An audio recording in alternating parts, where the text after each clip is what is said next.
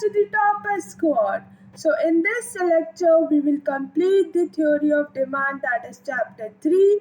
This is the one shot. In this we have I have done lecture 1, lecture 2, lecture 3, lecture 4. All is combined. So it's a one shot, the ultimate one shot. Lecture 1 to lecture 4. Targeting 100 out of 100 by Mitisha Gulati, topper squad. So, without wasting our time, we will just start the one shot and end it. So, today we will complete this chapter. And I had brought something good for you, that is 40 to 50 marks question paper. So, you will do it. Practice question paper. Okay? You can say WPP, OTP, or all that. Okay? Now, the meaning of demand. Okay, so firstly we will do lecture 1 recap. So the meaning of demand, whatever we have studied we will do the revision. Okay, so मैंने आपको बताया था definition of demand क्या थी, 4 चीज़ें मैंने बोली थी आपको याद रखने के लिए, याद रखिए. ठीक है, तो the meaning of demand, eyes close करो और बोलो. ठीक है, तो the meaning of demand, demand is the quantity, देखो, demand is the quantity of goods and services by which consumer is willing and able to buy at various level of price during a given period of time. ठीक है, आई देखो मुझे याद हो गई, आप लोगों को भी होना चाहिए. ठीक है, the in economics demand is more than just a desire. It is a composite concept consisting of 4 pillars. 4 pillars क्यों बोले, क्योंकि 4 pillars, पहला desire means, रुक जाओ, ability to, willingness to buy, ability to purchase, फिर तीसरा at each level of price during a given period of time. ठीक है, तो याद हो गई डेफिनेशन. एक और copy, eyes do your eyes close and we will say the definition of demand. Okay. Now, for demand, what is demand? Definition of demand. Demand is the quantity of goods and services by which consumer is willing and able to buy at various level of able to buy a commodity at various level of price during a given period of time. ठीक है, understood? Okay, now let's move on. Okay, demand is equal to desire plus ability plus willingness. Okay. Now, the demand function. What? No. Wait for a minute. It's not like, yeah. The factors. अच्छा, factors तो इससे समझ में आ जाएंगे ना.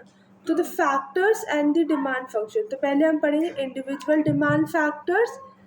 तो I think so ये दिख रहा है clear. You are clear with that? I think so, yeah. Yeah. Okay. Now. Okay. So, individual demand. So, what are the factors of individual demand? First, price of the given commodity. Price of the given commodity, price of related goods. In that, under that there is substitute goods and complementary goods. Then third is the income of the consumer. In that, it's normal goods and inferior good. Fourth is taste and preferences, and fifth is expectations of price in future. Okay, now this is the individual demand. Now अब मैं बोलूँ आपसे, ठीक है, तो P P मतलब price of the commodity, X PR मतलब price of related goods, Y मतलब इनकम ऑफ द कंज्यूमर, मैंने आपको बताया था. T मतलब taste and preferences, and F मतलब फ्यूचर एक्सपेक्टेशंस. ठीक है, अब पढ़ते हैं मार्केट डिमांड. मार्केट डिमांड में भी पहले ये 5 ही है. क्या है? Price of the commodity, price of the given commodity, price of related goods, income of the consumer, taste and preferences, future expectations of price. फिर PO मतलब population of size and composition. फिर सीजन एंड वेदर, और फिर क्या है? Distribution of income which is donated by D. ठीक है, D से उसको रिप्रेजेंट किया जाता है. Variable prices related goods, income, taste, future expectations, population size, and distribution. Understood? Now, now we will just move on. Okay, so the law of demand. हाँ, तो law of demand. Law of demand क्या आता है? क्या कहता है? देखो, law of demand क्या कहता है? It's really very important and you want to do it because it can asked it can be asked in the exams for board exams, UTs, or pre board one or something like that. Okay, now, so the law of demand. What is law of demand? Yeah, definition of law of demand. So the law of demand now close your eyes. Okay, the law of demand refers to the inverse relationship between price and quantity demanded, keeping other factors constant. Citrus paribus. ठीक है. So what is the law of demand? क्या formal definition क्या है law of demand की? एक बार बोलेंगे, close your eyes. Okay, so the law of demand refers to the inverse relationship between price and quantity demanded, keeping other factors constant. Keeping other factors constant, ceteris paribus. Okay. Now, what are the assumptions of law of demand? What are the assumptions of law of demand? First, price of related goods will be same, means no change. Second, income of the consumer will be constant. Third, the future expectations of price means no expectancy of future price, मतलब कोई expect मत करो. Fourth, वो दिया था, no means taste and preferences is constant या will be same. Fifth, these four assumptions are there. Season and weather means no change in season and weather are constant. No change in season and weather. ठीक है. So these are the assumptions of law of demand. Now, inverse relation मतलब if price is higher, demand is lower. Price is higher, demand is low. If the price goes down, the demand rises. Okay. Now, it's the inverse relationship. And direct relationship means if price is तो मैं direct relation बता रही थी. Direct relation means if the price goes up, demand also rises. If the price gone down, the demand also fall. Okay, now, ceteris paribus is the Latin phrase, means that all other factors are equal or constant. ठीक है. अब negative में, तो negative slope क्या होता है? The demand curve slopes downward from left right. मतलब negative slope मतलब कि जो डिमांड कर्व है, क्या है? जो डिमांड कर्व स्लोप्स डाउनवर्ड. जो डिमांड कर्व है that slopes downward from left से right. Downward means inverse relation, or upward means direct relation. Okay. Now let's move on. Assumption I had already told you. Just we will read it. For the law of demand to hold true, the following other things must remain constant. Income, no change in the consumer's income level. Taste, no change in habits, fashion, or taste. Related goods, there should be no change, means no change in substitutes and complementary goods. Expectations mean no future expectations of price. Population, no change of size and composition. Wealth में no change in the distribution of income. ठीक है, distribution of income में भी change नहीं होगा.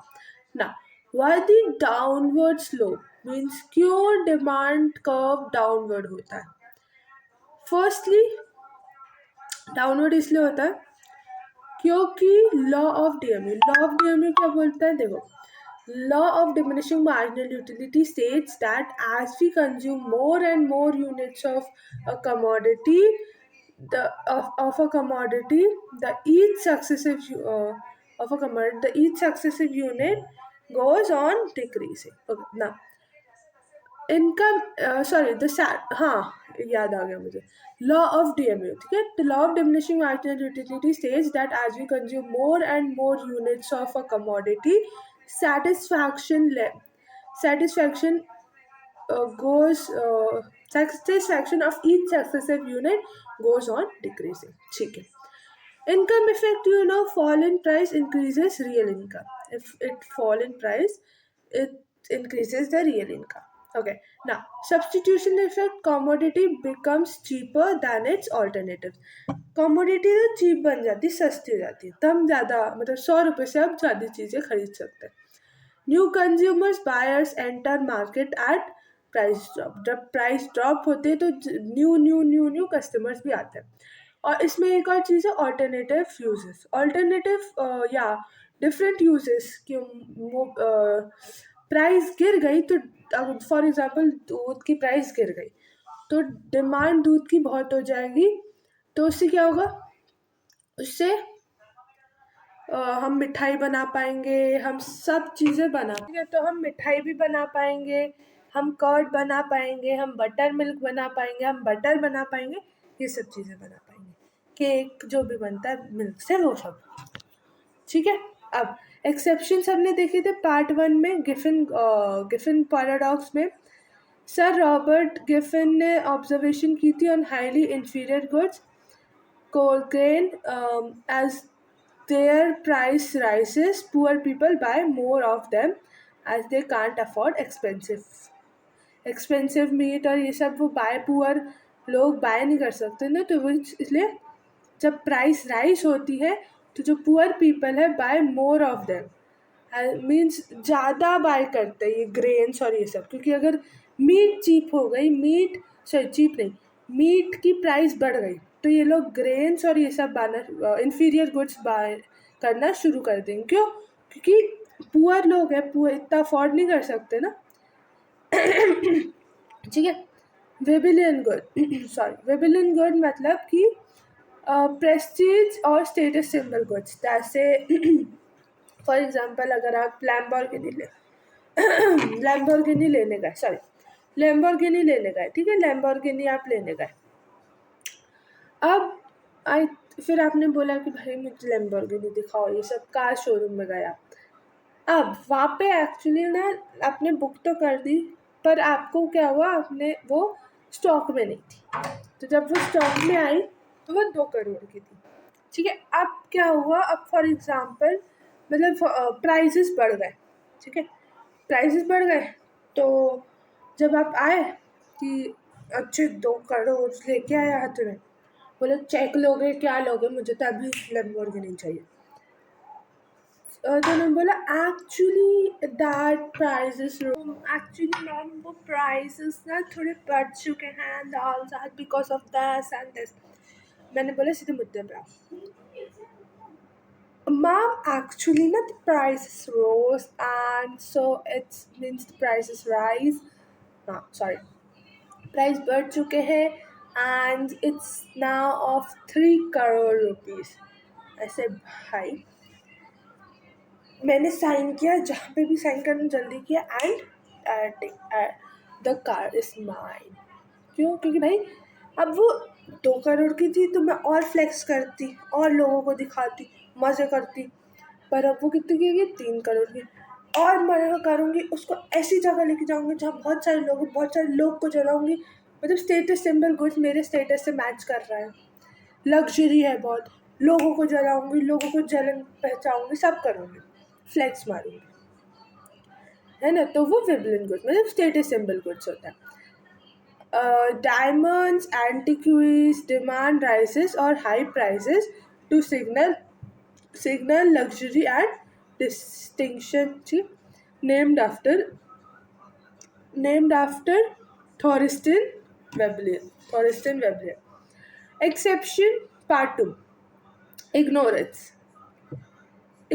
मैंने आपको बताया था कि psychological myth, high price is equals to high quality, ऐसा कुछ नहीं होता। बाइंग आलू ले लो, आलू ले लो, आलू ले लो, आलू ले लो of high prices purely out of ignorance. मैंने आपको बताया था कि मैं वहाँ पे गई थी तो मुझे ₹80 पर केजी आलू मिल रहा था, और मैं जब बाहर आई तो मुझे कितने 20 रुपए किलो आलू मिल रहा था। वो बोला आलू ले लो 20 रुपए किलो, आलू ले लो 20 रुपए किलो आलू, और मैं ऐसे my God. Future expectation, panic buying COVID-19. If consumers expect future a shortage or even higher prices, they buy more now even of high prices. चाहे वो अभी बढ़ भी गया कुछ भी हो जाए पर वो लेगा। COVID-19 में जैसे देखा ना भाई, डी मार्ट तो ऐसा था भाई, जगह पैर रखने की जगह नहीं थी वहाँ पे। मतलब लोग ऐसे सब चीज़ें ले रहे, ये भी ले लो, ये भी ले लो, ये भी ले लो, चाहे उसकी प्राइस कितनी भी बड़ी हो, ये भी ले लो, ये भी ले लो, ये भी ले लो, ये भी ले लो। पता नहीं आगे मिले या ना मिले। Necessities, life saving drugs, salt और फ्लोर, आटा, demand remains unchanged, inelastic, even if the prices skyrocket. अगर प्राइसेस स्काईरॉकेट की तरह बढ़ रही हैं तभी भी इन चीज़ों की डिमांड कभी कम नहीं होगी। क्यों कभी कम नहीं होगी? तो अब आपको कोई मर रहा है, कोई जीवन और मरण की बात आ रही है, तो आप ये तो नहीं बोलोगे ना कि प्राइसेस कम करोगे तो डिमांड बढ़ाएंगे, ऐसे थोड़ी बोलोगे भाई। ड्रग्स मतलब सॉरी ड्रग्स बोल रही हूँ, लाइफ सेविंग ड्रग्स मतलब दवाइयाँ, मेडिसिन, ये सब तो आप लोगे ही ना अगर डेथ और लाइफ पे बात आ रही है। अब आता है मूवमेंट वर्सेस शिफ्ट। हाँ, तो चेंज इन क्वांटिटी डिमांडेड और चेंज इन डिमांड, ये मैंने आपको बहुत बहुत बहुत अच्छे समझाया है कि बेसिक्स क्या है, बेसिस क्या है, रीज़न कॉज्ड बाय चेंज, जो इसमें सिर्फ क्वांटिटी है और इसमें चेंज इन डिमांड। मैंने आपको ये समझ, सिर्फ क्वांटिटी आएगी तो मीन्स सिर्फ प्राइस चेंज होगी, और चेंज इन डिमांड आएगा तो अदर फैक्टर्स चेंज होंगे प्राइस को छोड़कर, प्राइस कांस्टेंट रहेगी। ठीक है, ग्राफ क्या है, movement along the same curve, ये movement along the same curve होता है जैसे मैंने आपको बताया था, और ये shift to a new curve जैसे हमने चैप्टर 1 में पढ़ा था, राइट वर्ड लेफ्ट वर्ड वो सब। टाइप्स, एक्सचेंज एंड कॉन्ट्रैक्शन, ये एक्सपेंशन और कॉन्ट्रैक्शन होता है, ये increase leftward rightward leftward ऐसे इंक्रीज और डिक्रीज होता है। फैक्टर क्या है, other factors are constant, change in quantity goods, और चेंज इन डिमांड में price remains constant. MP board tip, always draw a schedule before drawing these graphs for full marks. If you want full marks in MP board, just make a schedule, then draw the graphs. First make the schedule की table बना लो, फिर उसके बाद draw the graphs for the full marks. Okay. Now related goods, substitute goods used in place of each other. Tea coffee direct relationship, अब tea की price बढ़ेगी तो coffee की डिमांड बढ़ेगी, तो इट्स डायरेक्ट रिलेशनशिप। तो प्राइस ऑफ एक्स, ठीक है, तो प्राइस ऑफ एक्स राइजेस तो demand of Y also rises. Complementary goods में क्या होता है, गुड्स यूज टुगेदर, जैसे कार पेट्रोल, ये इन्वर्स रिलेशनशिप है, मतलब कि price of X goes down means तो प्राइस ऑफ एक्स ही इंक्रीज होगी। ठीक है, no wait, it's an inverse relationship ना। हाँ, तो गुड्स टुगेदर मीन्स अगर कार पेट्रोल की प्राइस गिर गई तो कार की डिमांड बढ़ जाएगी। ठीक है, तो अगर गुड एक्स में प्राइस गिर गई तो गुड वाई की प्राइस बढ़ जाएगी, डिमांड बढ़ जाएगी, demand of Y will increase. ये किस में बोल रही हूँ मैं, ये सब कॉम्प्लीमेंट्री गुड्स में बोल रही हूँ। ठीक है, income effect, goods type, normal goods में demand increases with an increase in income, positive income effect. ठीक है, पॉजिटिव इनकम इफेक्ट क्या होता है कि जब नॉर्मल गुड्स की जब आपकी इनकम बढ़ जाती है तो आप नॉर्मल गुड्स की डिमांड बढ़ा देते हो, है ना। जब आपकी इनकम बढ़ जाती है तो आप इन्फीरियर गुड्स की डिमांड कम कर देते हो, करते हो। तो example, full cream milk, branded clothes etcetera. ठीक है, और inferior goods is negative income effect, क्यों, क्योंकि इन्फीरियर गुड्स ये होता है decreases with an increase in income, जब इनकम बढ़ जाती है तो डिक्रीज हो जाता है इन्फीरियर गुड्स, हम इन्फीरियर गुड्स नहीं खरीदते, जैसे टोन्ड मिल्क और ये सब हम नहीं खरीदते। अब देखो, अब मैं आपको बताऊं इसमें सब्स्टिट्यूट गुड्स यूज, ठीक है। अब इसमें ना ग्राफ बनेगा, ग्राफ बनाती हूँ, ठीक है। अब मानो कि जो सब्स्टिट्यूट गुड्स है, क्या है substitute goods, goods used in place of each other, means T और कॉफी।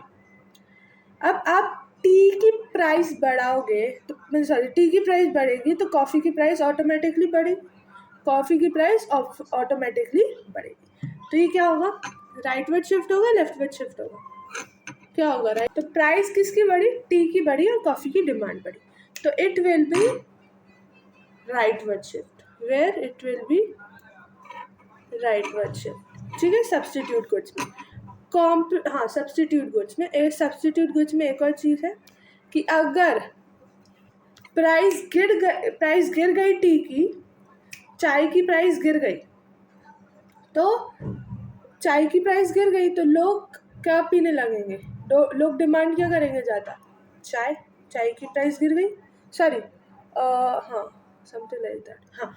तो देखो चाय की प्राइस गिर गई तो लोग क्या पीना शुरू करेंगे, कॉफ़ी की डिमांड कम हो जाएगी, ठीक है। तो कॉफ़ी की डिमांड भी कम हो जाएगी, प्राइस गिर गई टी की तो कॉफ़ी की डिमांड कम हो जाएगी, तो this is left word shift हो जाएगा, क्या हो जाएगा लेफ्ट वर्ड शिफ्ट, क्यों, क्योंकि प्राइस गिर गई तो डिमांड भी गिर गई कॉफ़ी की, इट्स लेफ्ट वर्ड शिफ्ट, क्योंकि लोग ज़्यादा चाय पीने लगेंगे, इट्स लेफ्ट वर्ड शिफ्ट। अब मैं आपको ये सब्स्टिट्यूट गुड्स था, कॉम्प्लीमेंट्री गुड्स के बारे में बताती हूँ।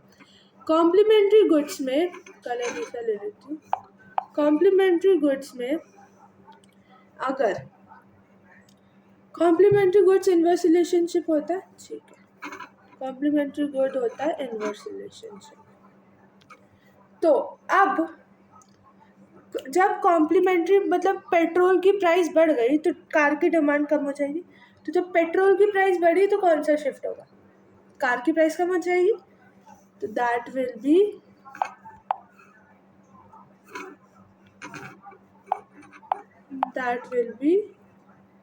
sorry wait for a minute,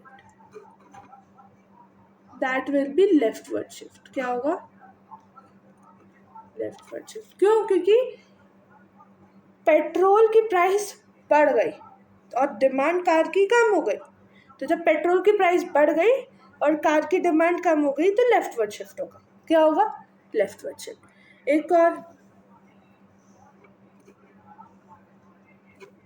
अब जब प्राइस पेट्रोल की बढ़ गई, सॉरी अब नहीं, पहले वो था, प्राइस पेट्रोल की गिर गई तो कार की डिमांड क्या हो जाएगी, बढ़ जाएगी, तो उसमें क्या होगा राइट वर्ड शिफ्ट होगा ना, होगा। इतना कॉन्सेप्ट है, ये समझना था आपको, बस ये, इसमें आगे भी यही समझना है, नॉर्मल गुड्स और इंफीरियर गुड्स में भी आपको इतना ही समझना है। क्या समझना है कि अगर नॉर्मल गुड्स, हाँ ये रहा ग्राफ नॉर्मल गुड का पहले, ठीक है, नॉर्मल गुड। अगर नॉर्मल गुड की, अगर आपकी इनकम आपकी कम हो गई, इनकम आपकी कम हो गई तो आप क्या लेना शुरू करोगे ज़्यादा, इंफीरियर गुड्स लेना शुरू करोगे। तो इनकम आपकी कम हो गई तो आप क्या लेना शुरू करोगे, इंफीरियर गुड्स आप लेना शुरू करोगे। तो इनकम अगर कम हो गई तो आप क्या लेना ज़्यादा शुरू करोगे, इंफीरियर गुड्स, तो नॉर्मल गुड्स की डिमांड तो गिर ही जाएगी, तो it will B leftward shift. अब आपकी इनकम जो है बढ़ गई तो आप नॉर्मल गुड्स की डिमांड भी बढ़ा दोगे तो क्या होगा, राइटवर्ड शिफ्ट होगा, समझ में आया, पक्का, ठीक है। ये इनकम के उससे चलता है, ठीक है। अब इंफीरियर गुड्स के बारे में बता रही हूँ, पर इनकम बढ़ गई तो इंफीरियर गुड्स की प्राइस, इंफीरियर गुड्स की डिमांड कम हो गई, क्या बढ़ गई, ये डिमांड का अब अगर इनकम बढ़ गई तो इंफीरियर गुड्स की डिमांड क्या हो जाएगी, कम हो जाएगी, मीन्स लेफ्टवर्ड शिफ्ट। अब इनकम जो है वो बढ़ गई, कम हो गई, तो इन्फीरियर गुड्स की डिमांड क्या होगी, इन्फीरियर गुड्स की डिमांड बढ़ जाएगी, तो it will be right version. इतना समझ में आया, पक्का सबको, ठीक है। तो इतना ही था, डिफ्रेंशिएशन तो आप याद ही कर लोगे, या मैं आपको, आप बोलो तो मैं आपको दे दूंगी। ठीक है, तो ये board hall section A, section A objectives है, ये कर लेना। ठीक है, ये सेक्शन ए टोटल 20 मार्क्स का है, तो ये भी कर लेना। ठीक है, हाँ, ये सेक्शन है कंटिन्यू, ये कर लेना, ये सब कर लेना। ठीक है, ये मोस्ट इंपॉर्टेंट टॉपिक्स है, और ये मैंने पूरे चैप्टर 3 से आपको छाट छाट के दिए कि जिससे मतलब आप बोर्ड एग्जाम्स ऐसा लगे कि आप बोर्ड एग्ज़ाम का पेपर ही दे रहे हो। ठीक है, तो अब ये लिखना। ठीक है, तो ये क्वेश्चंस हैं, ये आप कर लेना, ये आंसर्स है उसके। हाँ, सक्सेस टिप क्या है, always mention ceteris paribus in law of demand, label areas on as price is y and quantity x for full marks. ठीक है, now thank you, best of luck for boards. Now victory is ours. If we will study hard, if we will work hard, I know victory will be ours. Okay, topper squad success targeted 2026. Don't forget to like, share, subscribe my channel. If you have any doubt, you want differentiation, every single thing, so I just comment me. I will bring it in next lecture, and we will start tomorrow the chapter 4, price elasticity of demand. We will complete it by Saturday or Sunday, I think so. And then Monday psychology, Hindi and English will come. Okay, so bye everyone. Now I will take a leave. If any doubt, anything is missing, just write in the comment section. I will answer, I will provide it in my next lecture. So bye everyone, love you all, bye bye. Or yeah, do this test also. This 40 to 50 marks test is really important for you. Do this test and MCQs and fill in the blanks, true false. You can write the answers in the comment sections. Okay, and if you have any doubt, don't hesitate to ask, just ask. Okay, so and tell how you like this lecture, and victory is ours. Okay, if we will study consistently, we will practice everything carefully, we will do NCRT every day, means we will do, victory is ours, we are going to be the topper rank. Okay, so bye everyone, bye.